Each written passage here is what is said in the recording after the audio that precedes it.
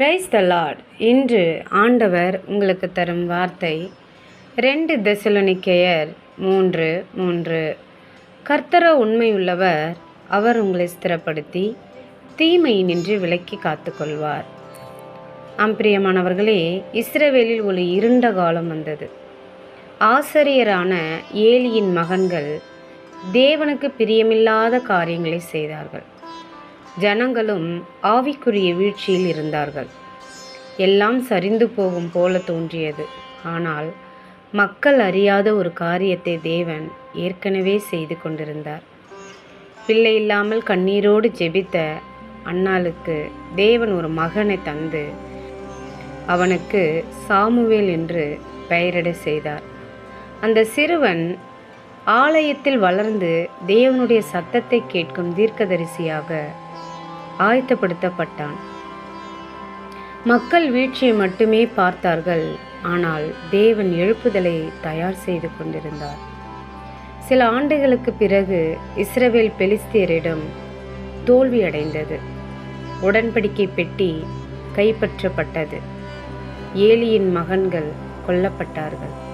இந்த செய்தியை கேட்ட ஏலியும் இறந்தான். அந்த நேரத்தில் பிறந்த குழந்தைக்கு இக்காபோத் என்று பெயரிட்டார்கள். அதாவது மகிமை நீங்கி போயிற்று என்பதாகும். ஆனால் உண்மையில் தேவனுடைய மகிமை முடிவடையவில்லை. ஏனெனில் இக்காபோத் பிறப்பதற்கு முன்பே தேவன் சாமுவேலை எழுப்பியிருந்தார். மக்கள் முடிவை கண்ட இடத்தில் தேவன் புதிய ஆரம்பத்தை வைத்திருந்தார்.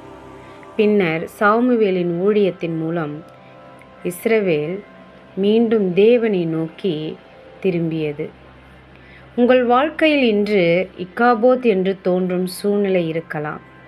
குடும்பத்தில், வேலையில், ஊழியத்தில் அல்லது ஜெபத்தில் எல்லாம் இழந்துவிட்டது போல தோன்றலாம். ஆனால் நினைவில் கொள்ளுங்கள், இக்காபோத் பிறப்பதற்கு முன்பே தேவன் சாமுவேலை ஆயத்தப்படுத்தினார். உங்கள் பிரச்சனை வருவதற்கு முன்பே தேவன் அதற்கான பதிலை தயார் செய்திருக்கிறார்.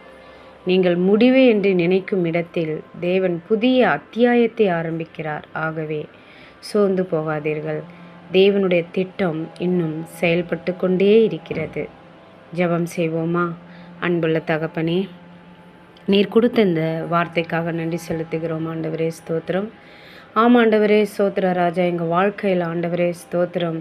இயேசுவே ஸ்தோத்திரம்.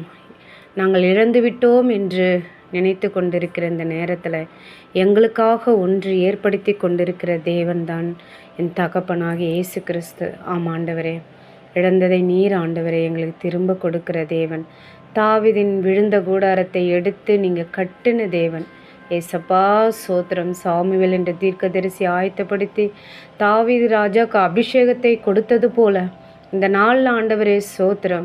இயேசுவே, இஸ்ரவேல் ஜனங்களுக்கு ஒரு மகிமையை நீர் கொண்டு வந்தது போல இந்த நாளில் கேட்டுக்கொண்டிருக்கிற ஒவ்வொரு பிள்ளைகளுக்கும் என் தேவனுடைய மகிமை அந்த பிள்ளைகளை ஏசப்பா தொடும்படியாக ஜெபிக்கிறேன் தகப்பனே. கர்த்தர் அப்படியாக ஒவ்வொருவரையும் நீர் ஆசீர்வதிக்கும்படியாக ஜெபிக்கிறேன். கர்த்தாவே, நீர் ஆண்டவரே எங்களோடு கூட இரும். இயேசுவின் நாமத்தினால் ஜெபிக்கிறேன் ஜீவனுள்ள என் நல்ல தகப்பனே. ஆமேன்.